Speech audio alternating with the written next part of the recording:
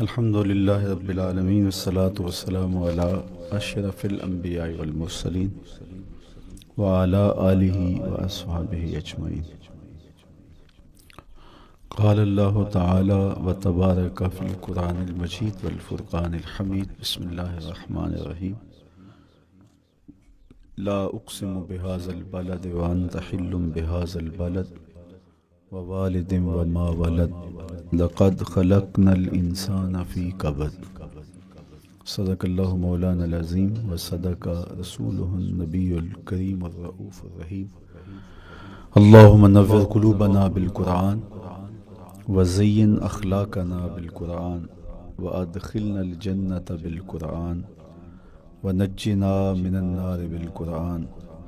قال اللہ تعالی وتبارک فی شان حبیبہ مخبرا وآمرا ان اللہ وملائکتہ یصلون علی النبی یا ایہا الذین آمنوا صلوا علیہ وسلموا تسلیما۔ اللہم صلی علی سیدنا و مولانا محمد معدن الجود والکرم صلاۃ و سلاما علیک یا سیدی یا رسول اللہ۔ میں نے آپ کے سامنے قرآن مجید کے جو کلمات تلاوت کیے ان میں اسی حقیقت کو بیان کیا گیا۔ لا اقسم بہذا البلد، آغاز ہوا شہر مکہ کی قسم سے، قسم ہے مجھے اس شہر کی، پھر وجہ قسم بھی بیان کی، وانت حل بہذا البلد، مجھے اس شہر کی قسم اس لیے کہ محبوب اس شہر میں تو جو بستا ہے، تیرا بسیرا ہے اس شہر میں، اس شہر کی گلیوں نے تیرے قدم چومے ہیں اور تیرے انفاس کی مہک اس کی فضاؤں میں بسی ہے، اس لیے مجھے قسم کہ یہاں تم رہتے ہو۔ اللہ اکبر۔ علماء کے مابین اس بات پر اختلاف ہے کہ مکہ المکرمہ افضل ہے یا مدینہ النبی صلی اللہ علیہ وآلہ وسلم افضل ہے۔ ایک علمی اختلاف ہے، بعض نے کہا مکہ المکرمہ افضل ہے، دلائل دیے، بڑا وزن ہے دلائل میں۔ بعض نے کہا مدینہ تو رسول صلی اللہ علیہ وآلہ وسلم افضل ہے، دلائل دیے، بڑا زور ہے دلائل میں۔ لیکن شیخ عبدالحق محدث دہلوی علیہ رحمہ اسی آیت سے روشنی لے کر کے لکھتے ہیں کہ جب حضور مکے میں تھے تو مکہ افضل تھا، جب مدینے آ گئے تو مدینہ افضل ہو گیا۔ جدھر جدھر سے وہ گزرتے گئے مجد و شرف بھی پیچھے پیچھے رہا، چند لمحوں کے لیے ٹھہرے تھے تم جس پیڑ کے نیچے۔ نشور وحدی کا لہجہ دیکھیے کتنا دل آویز ہے، چند لمحوں کے لیے ٹھہرے تھے تم جس پیڑ کے نیچے، سنا ہے آج تک اس پیڑ کا سایہ مہکتا ہے۔ تو مکے میں ہیں تو مکہ افضل، مدینے میں ہیں تو مدینہ افضل، تو شرف ان کے وجود مسعود سے ہے۔ وہ جدھر جدھر سے گزرتے جائیں گے وہاں وہاں ہی نور پھیلتا چلا جائے گا۔ اور پیر نصیر الدین علیہ رحمہ کا لہجہ یہاں کتنا خوبصورت دکھائی دیتا ہے۔ ایک بار وہ جدھر سے گزرے ہیں نصیر، ایک بار وہ جدھر سے گزرے ہیں نصیر، بار بار ادھر سے بہار گزری ہے۔ تو کہا کہ قسم ہے مجھے اس شہر کی، یعنی شہر مکہ کی۔ کیوں اس شہر کی قسم؟ وَأَنْتَ حِلٌّ بِهَذَا الْبَلَدِ، کہ محبوب اس شہر میں تمہارا قیام ہے، اس شہر میں تمہاری رہائش ہے، تمہارے انفاس کی مہک ہے اس شہر کی فضاؤں میں، اور تمہارے قدموں کو چھوا ہے اس شہر کی گلیوں نے، اس لیے قسم کہ یہاں آپ رہتے ہو۔ وَوَالِدٍ وَمَا وَلَدَ، اور قسم ہے باپ کی، اور قسم ہے جو اس کی اولاد ہے۔ والد سے مراد کیا ہے اور ما ولد سے مراد کیا ہے؟ تو اس کے بارے میں ایک قول یہ ہے کہ والد سے مراد حضرت ابراہیم علیہ السلام ہے، اور ما ولد سے مراد حضور علیہ السلام جو ان کے فرزند ہیں۔ ایک قول کہ والد سے مراد حضرت آدم علیہ السلام ہیں، اور ما ولد سے مراد ان کی ساری ذریت اور نسل ہے۔ تیسرا قول کہ والد سے مراد حضور علیہ السلام ہیں، اور ما ولد سے مراد حضور علیہ السلام کی ساری امت، حضور علیہ السلام کی ساری آل اطرت، حضور کے اصحاب۔ لیکن علماء نے پہلے قول کو ترجیح دی کہ مکہ المکرمہ کی قسم کی گئی تو پھر مناسبت بنتی ہے کہ حضرت ابراہیم کا ذکر بھی ہو، تو اس لیے والد سے مراد حضرت ابراہیم ہیں، اور ما ولد سے مراد حضور علیہ الصلوۃ والسلام کی ذات ستودہ صفات ہے۔ تو تین چیزیں ہوئیں جن کی قسم کی گئی۔ سب سے پہلے شہر مکہ کی قسم کی گئی، پھر حضرت ابراہیم علیہ السلام کی قسم کی گئی، اس کے بعد حضور علیہ الصلوۃ والسلام کے مبارک وجود کی قسم کی گئی۔ تین قسمیں کر کے کہا کیا گیا، چونکہ جو خالی ذہن شخص ہو، جب اس کو کوئی بات بیان کی جائے تو قسم سے آغاز نہیں کیا جاتا۔ متردد الذہن کو کوئی بات کرنی ہو تو قسم سے آغاز کیا جاتا ہے، یا پھر آپ جس مضمون کو بیان کرنے جا رہے ہیں وہ اتنا اہم ہے کہ اس کی اہمیت کو اجاگر کرنے کے لیے آپ کو قسم کرنا پڑتی ہے۔ تو یہ جو ما بعد کا مضمون ہے جس کو میرے رب نے بیان کیا، اس سے قبل ایک نہیں، دو نہیں، تین قسمیں کی، تو پھر کان تو کھڑے ہو گئے، سماعتیں تو بچھ گئیں کہ وہ کون سی شے ہے جس کو بیان کرنا مقصود ہے، اور اس سے قبل قسم پہ قسم کی جا رہی ہے۔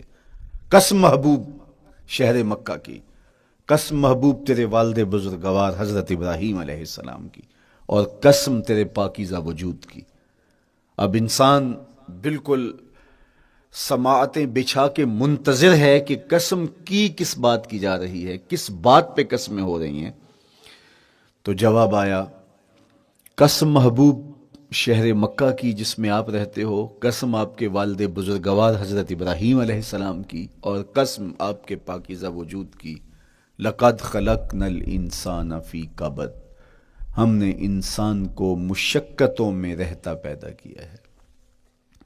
یعنی انسان کی زندگی کے اندر مشقتیں، مشکلیں، آلام، مصائب، حالات کی تلخیاں، سخت مراحل، یہ اس کی زندگی کا حصہ ہے، اور ہم نے اس کو ڈیزائن اس طرح کیا ہے کہ یہ ان ساری مشکلات سے نہ بردآزما ہوگا اور حالات کی تلخیوں کا مقابلہ کرے گا، اور خیر و شر کے ساتھ ساری زندگی اس کا تعلق رہے گا۔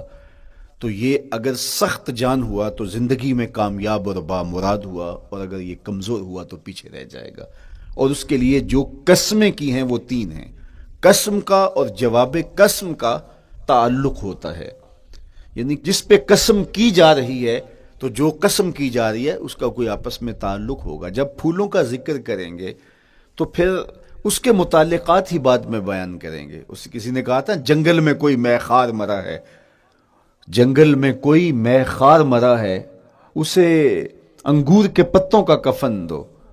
میاں جنگل میں مرنے والے شخص کو کسی اور درخت کے پتوں کا بھی تو کفن دیا جا سکتا ہے، لیکن صاحب مرنے والا مے خار ہے، اور شراب کشید کی جاتی ہے انگور سے، تو اس کو تو ٹھنڈ تب بھی پڑے گی کہ انگور کے پتوں کا کفن دیا جائے۔ تو مناسبات ہوتی ہیں۔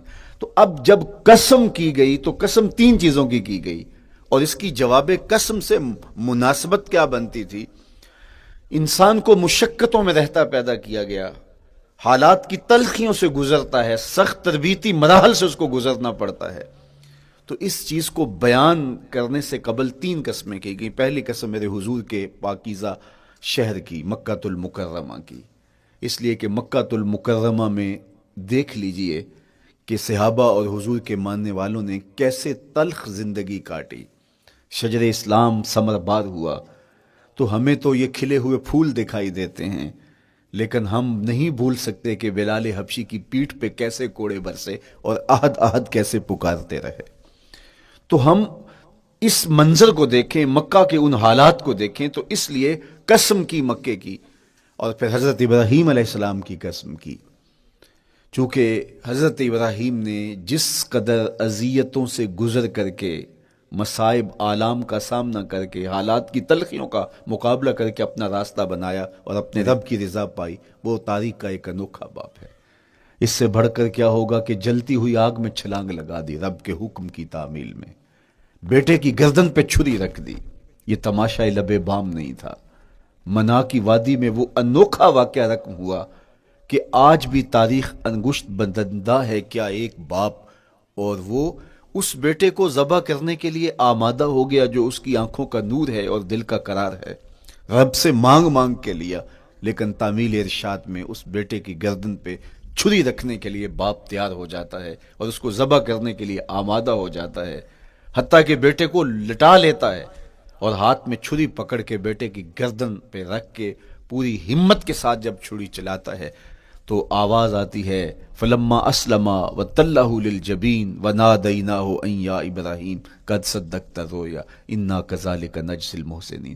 ابراہیم بس کرو، تم نے واقعی خواب پورا کر دکھایا۔ اپنی بیوی کو، اپنے نو مولود بچے کو وادی غیر ذی زرع میں چھوڑ آنا، جہاں کچھ بھی میسر نہیں تھا، یہاں آپ کو آپ کے ماں باپ چھوڑ کے جاتے ہیں، ایک خوبصورت آسودہ ماحول ہے، اور آپ کو جس مقصد کے لیے چھوڑ کے جا رہے ہیں تو وہ مقصد بھی آپ کے اور ان کے پیش نظر ہے، لیکن اس کے باوجود بھی جو ہے وہ آنکھیں نم ہو جاتی ہوں گی کہ ہم اپنی اولاد کو یہاں چھوڑ کے جا رہے ہیں، جبکہ ایک محفوظ پناہ گاہ میں آپ کو چھوڑ کے گئے۔ آپ کی تربیت کرنے والا ایک جو ہے وہ توانا طبقہ اور ایک توانا جو ہے وہ سٹاف موجود ہے جو آپ کی فکری، ذہنی، بدنی تربیت کے لیے کوشاں ہیں، لیکن اس کے باوجود بھی والدین محسوس کرتے ہیں لیکن اپنے نو مولود بچے کو وہاں چھوڑ کے جانا جہاں آب و دانہ بھی میسر نہیں تھا۔ مورخ اسلام فی جلندری نے اس وادی کا نقشہ کھینچتے ہوئے کہا، وہ وادی جس میں وحشت بھی قدم رکھتی تھی ڈر ڈر کے، جہاں پھرتے تھے آوارہ تھپیڑے بادے سر سر کے، جہاں پر گھاس اگتی تھی، جہاں نہ پھول کھلتے تھے، مگر وہ سرزمین تھی آسماں بھی جھک کے ملتے تھے۔ تو اس وادی میں چھوڑ کے آنا، حضرت ابراہیم نے جو امتحانات دیے، اس لیے ان کی قسم کی، چونکہ جواب قسم کا تعلق بنتا ہے تو قسم ابراہیم کے پاکیزہ وجود کی کہ جنہوں نے دکھ سہے، تکالیف آلام گوارا کی، لیکن پائے ثوات میں لغزش نہیں آنے دی۔ تیسری قسم میرے حضور کے پاکیزہ وجود کی فرمایا جتنے دکھ مجھے دیے گئے، جتنی اذیتیں مجھے پہنچائی گئیں، اتنی کسی کو نہیں دی گئیں۔ پیدا ہوئے تو حضور کے باپ کا سایہ سر پہ نہیں تھا، پھر اس کے بعد حضور مختلف مراحل سے گزرے، 6 سال کی عمر میں ماں کا انتقال ہو گیا۔